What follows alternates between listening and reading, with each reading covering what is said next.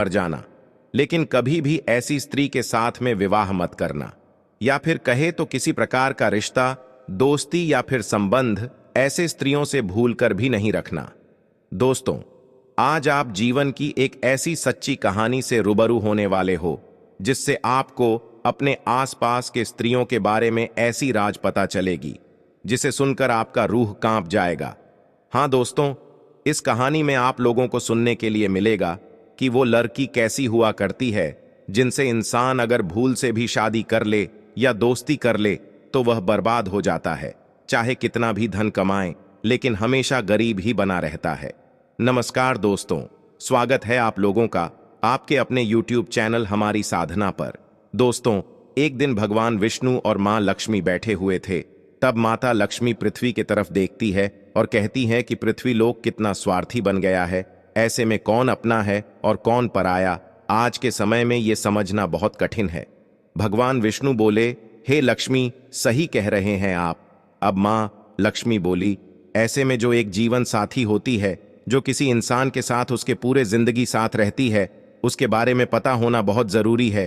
फिर भगवान विष्णु मां लक्ष्मी से कहे, सही कह रहे हो आप, नहीं तो किसी भी इंसान का जिंदगी एक पल में बर्बाद हो जाता है, वो अमीर से गरीब बन जाता है। माता लक्ष्मी ने कहा, हे प्रभु, ऐसी कौन सी बात है जो हर एक इंसान को उसके विवाह से पहले पता होनी चाहिए। भगवान विष्णु कहते हैं, मैं आपको ये बातें एक कहानी के जरिए बताता हूं, आप बस कहानी को ध्यान से पूरा सुनना, क्योंकि आधा अधूरा ज्ञान कोई काम का नहीं होता। तो चलिए, आप लोगों का समय ज्यादा बर्बाद ना करते हुए गौर करते हैं जीवन की एक सच्ची कहानी की तरफ। लेकिन उससे पहले, हे माता लक्ष्मी, जो भी दर्शक इस वीडियो को लाइक करे और चैनल को सब्सक्राइब करके कमेंट में जय मां लक्ष्मी नारायण लिखे, उन पर भगवान विष्णु और धन की देवी लक्ष्मी का आशीर्वाद हमेशा बना रहे, उनके घर में धन की कभी कोई कमी न रहे, उनका घर हमेशा खुशियों से भरा रहे। दोस्तों, प्राचीन काल की बात है, एक गांव जो कि नदी के किनारे बसा हुआ था। उस गांव में एक बहुत ही दयावान राजा रहते थे और उनकी 2 रानियां थीं, और राजा अपने पत्नियों से बहुत ही घनिष्ठ प्रेम करते थे।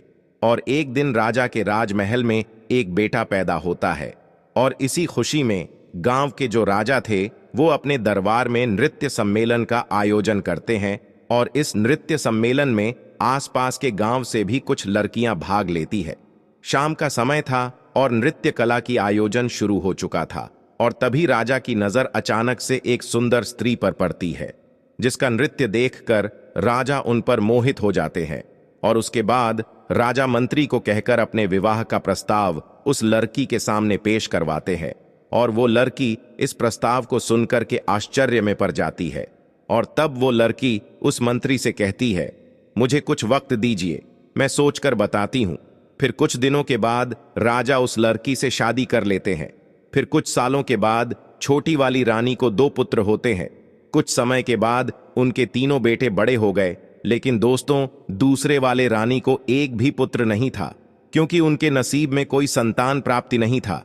और तो दोस्तों, आप लोग जानते ही हैं कि राजा महाराजाओं को यह शौक हुआ करता था जंगल में शिकार का खेल खेलने का।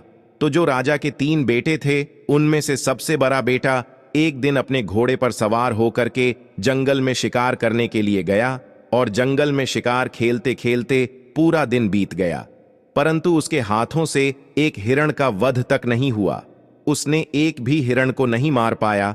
लेकिन तभी अचानक से सामने एक बहुत ही घने जंगल में से एक पागल इंसान निकल करके आया। वो बहुत ही अजीब सा फटा छिटा कपड़ा पहना हुआ था, और उसका व्यवहार भी थोड़ा अजीब सा था। साथ ही खाने के तलाश में इधर उधर भटक रहा था, और उसके कंधे पे एक तोता बैठा हुआ था। उस इंसान और तोते के बीच में बहुत ही गहरी दोस्ती थी। दोस्तों, फिर वो राजकुमार जो कि शिकार करने आए हुए थे, वो उस पागल व्यक्ति के पास जाते हैं और पूछते हैं कि आप कौन हो और यहाँ जंगल में क्यों भटक रहे हो। लेकिन दोस्तों, वो पागल व्यक्ति कुछ नहीं बोलता, और उसे बहुत ही तेज की भूख लगी होती है, क्योंकि वो पागल व्यक्ति खाने के तलाश में था। इतने में ही राजकुमार अपने थैले में से कुछ लड्डू निकाल करके उस पागल व्यक्ति को देते हैं, और भूखा व्यक्ति लड्डू को देखते ही लपक लपक कर खाने लगा। इतने में ही राजकुमार उस पागल व्यक्ति से पूछते हैं कि आखिर कौन हो आप और इस घने जंगलों में अकेले क्यों भटक रहे हो? आपका परिवार कहाँ है? ये सुनते ही उस पागल व्यक्ति के हाथ से लड्डू छुटकर जमीन पर गिर जाता है और उस पागल व्यक्ति की आंख भर आती है। वह फूट फूट कर रोने लगता है और ये सब देखकर राजकुमार बहुत हैरानी में पड़ जाते हैं और उस पागल व्यक्ति से पूछते हैं कि आप क्यों रो रहे हो? तभी उस पागल व्यक्ति के कंधे पर जो तोता बैठा हुआ था वो कहता है, मेरे मालिक अपने बेटे के कारण इस स्थिति में जंगल में भटक रहे हैं। फिर राजकुमार कहते हैं कि ऐसा क्या हुआ इनके साथ में? तब तोता कहता है, इनके पास वाले नगर में एक बहुत सुंदर लड़की है और वो इतनी सुंदर है कि नगर के सारे लोग उससे विवाह करने के लिए बिल्कुल पागल है। वो एकदम आसमान से उतरी हुई एक सुंदर परी लगती है और इसका पिता एक राजकुमार है और वो अपनी बेटी की शादी करवाना चाहते हैं। परंतु वो लड़की तो शादी करने के लिए तैयार है, लेकिन उसका एक शर्त है। वो लड़की उस इंसान से शादी करना चाहती है जो उसके प्रश्नों का उत्तर दे सके। इसलिए जो कोई शादी की इच्छा लेकर के उसके पास में जाता है वो उससे एक सवाल पूछती है और अगर कोई व्यक्ति उस सवाल का उत्तर दे देगा उसके साथ में वो विवाह कर लेगी, और अगर सवाल का उत्तर नहीं दे पाता है तो उसका शीश कटवा देती है। और इसी चक्कर में इनका एक पुत्र था जो कि उस स्त्री के द्वारा मारा गया और मेरे मालिक यह सदमा बर्दाश्त नहीं कर पाए और अपना मानसिक संतुलन खो दिए और इसी वजह से इनका राज्य भी अब उस स्त्री के कब्जे में है। इतना बात होते ही वो व्यक्ति वहां से चला जाता है और यह सारी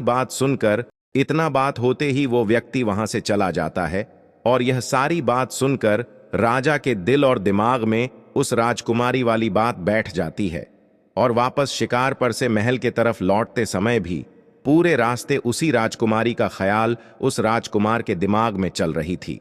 राजा जब लौट करके अपने घर आए तो घर आकर के रात्रि में लेटकर आराम तो कर लिया, लेकिन सुबह में भी वही राजकुमारी के ख्यालों में डूबे हुए थे।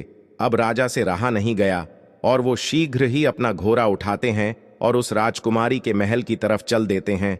और तभी राजकुमार के माता पिता उनसे पूछते हैं कि बेटा कहाँ जा रहे हो? तब राजकुमार कहता है कि हमारे बगल वाले राज्य में एक बहुत सुंदर राजकुमारी रहती है और वो विवाह करना चाहती है, परंतु उस राजकुमारी का ये कहना है कि उसका कोई प्रश्न है और जो कोई उसके प्रश्न का उत्तर दे देगा वो उसके साथ विवाह कर लेगी और जो नहीं दे पाता उसका सर कटवा